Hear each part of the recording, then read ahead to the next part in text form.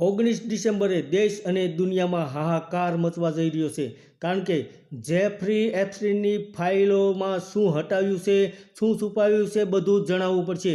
કાલે ખુલશે સ્કેન્ડલની ફાઇલો, 95,000 જેટલા ફોટા, બેંક રેકોર્ડ, જેને જોઈને ભલભલા પાવરફુલ લોકોનો પગ નીચે રેલો આવી જશે. કારણ કે અમેરિકાની ટ્રમ્પ પ્રશાસન દ્વારા 19 ડિસેમ્બરે જેફરી એપ્સ્ટીન સાથે જોડાયેલી તમામ ફાઇલો જનતા સમક્ષ રજૂ કરવામાં આવશે.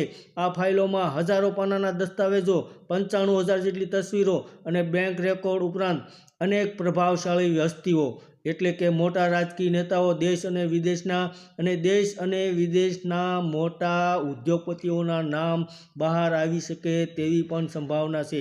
કારણ કે એપ્સ્ટીનની ફાઇલો રિલીઝ થતાં જ સ્પષ્ટ થઈ જશે કે એપ્સ્ટીન કયા લોકો સાથે મળીને સગીર છોકરીઓનું યૌન શોષણ કરતા હતા.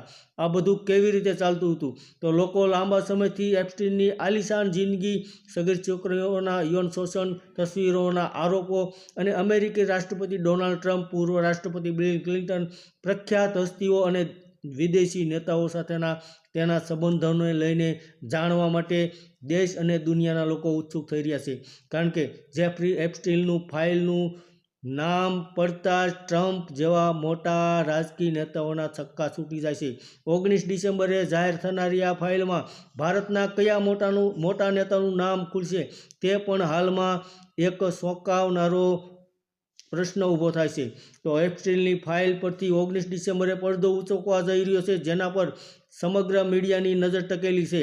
અનેક રાજકીય દિગ્ગજો અને ફાઇલ ખુલવાના વિચાર માત્રથી ફડફડી રહ્યા છે, કારણ કે જેવા પત્તા ખુલશે તેવો જ રાજનીતિમાં હાહાકાર મચી જાય તેવી સંભાવના છે.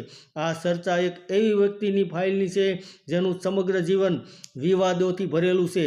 એલન મસ્કે પણ ટ્રમ્પ પર $1 બિલિયન બિલના બદલામાં આ ફાઇલ રૂપી બોમ્બ ફોડવાનો પડકાર ફેંક્યો છે.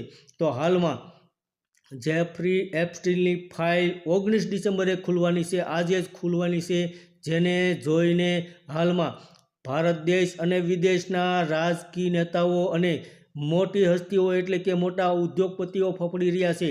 કારણ કે દેશ અને વિદેશમાં આ ફાઇલ ખુલતા જ હાહાકાર મચી જાય તેવા હાલમાં સમગ્ર મીડિયામાં સમાચાર વહેતા થયા છે. ધન્યવાદ દર્શક મિત્રો.